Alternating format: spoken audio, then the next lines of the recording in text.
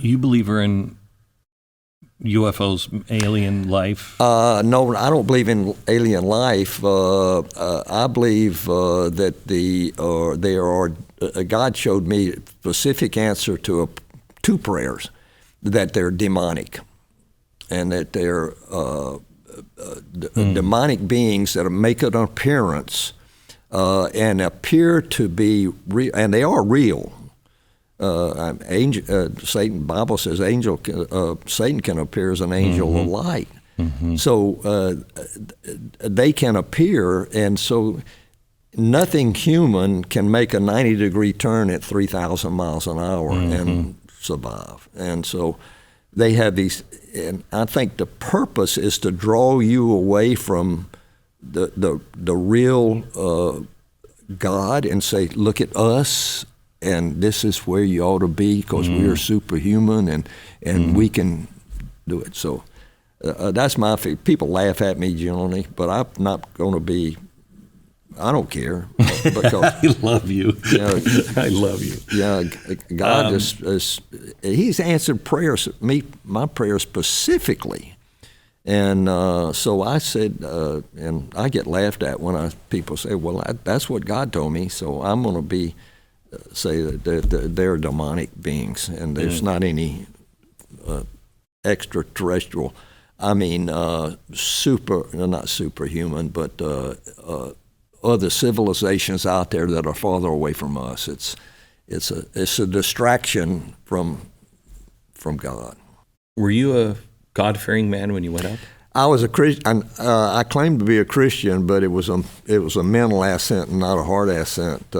And so I don't know where I would have stood at that point. I know I wasn't walking as a Christian. I was going to church. We faithful churchgoers, and since we got married, but it was later on after the moon flight. I was 36 when I landed on the moon. When Apollo was over, I was 37, and the thought occurred to me, I'm 37 years old, what am I going to do now with the rest of my life? And I had no peace, and my marriage was falling apart. And so things were pretty bad until 1975, when my wife became a believer after a Faith Alive weekend at our church. And so she changed. I watched her change, sadness to joy in 2 months, and it was real. 2 years later, I made that same decision, and that began a healing in our family and a healing in our marriage, and saved our marriage. Jesus did, and so we've been walking with the Lord, and I know now it's a heart thing. So that after in '78, when I made that decision. And Jesus came from my mind to my heart, I experienced peace. And it was just incredible. And I knew that I'd made the right decision. So we've been walking with the Lord ever since. And we have a Christian ministry called Duke Ministry for Christ that helps with the finances, but it doesn't, it's not a big organization. Right. So we told the Lord, He said, if you keep giving us invitations, we'll keep going. But we don't go advertise for invitations. So, Charlie, my dad was, it might have been his 70th birthday. And he told me when I was young that he was born in 1926, I think, 23 or 26. And he said, Glenn, we never even considered going to the moon. That just wasn't even real. He said, that might have been later movie stuff, but nobody ever really thought about going to the moon.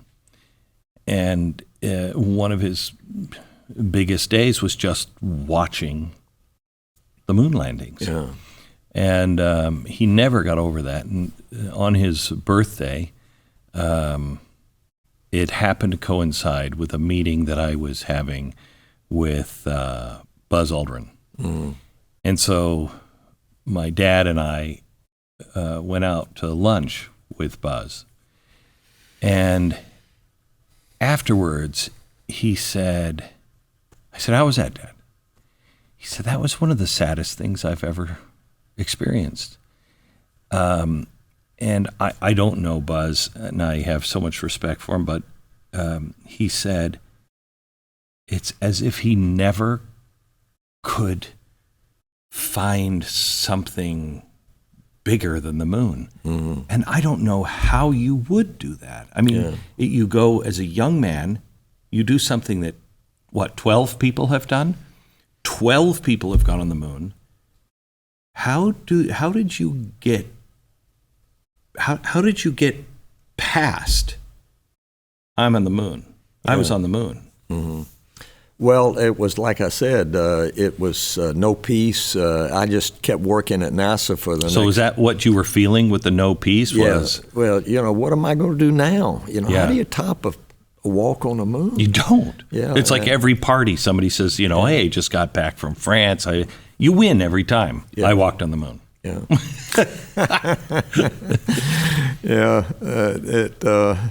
So it was, and working on space station, not space station, but space shuttle wasn't the same. It was NASA and Apollo was so dynamic. The decisions were made quickly, instantly.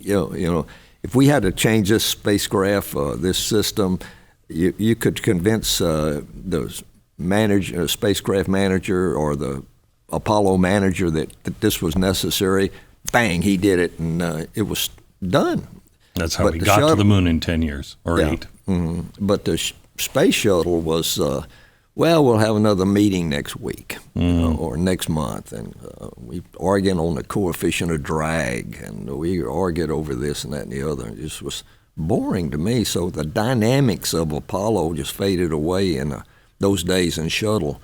So when I left in 75, early 76, that was the state of shuttle. And it was 5 more years before they got the shuttle flying. And I look back now and I say, well, I wish I'd have stuck it out for another 5 years and flown the early shuttles, but that was past. And so even working on shuttle wasn't giving me that peace that I needed. And so basically I took my eyes off the moon and put them on money, saying, well, maybe money's the answer, because we weren't, astronauts don't make a lot of money. Well, you make, if you're a colonel in the Air Force, you make what every other colonel in the Air Force makes, or whatever. So anyway, I tried business, and I was very successful, but I didn't have any peace until 78 when Jesus came. Mm-hmm. And now I see I can do whatever I do, and I hopefully bring glory to the Lord and whatever I do.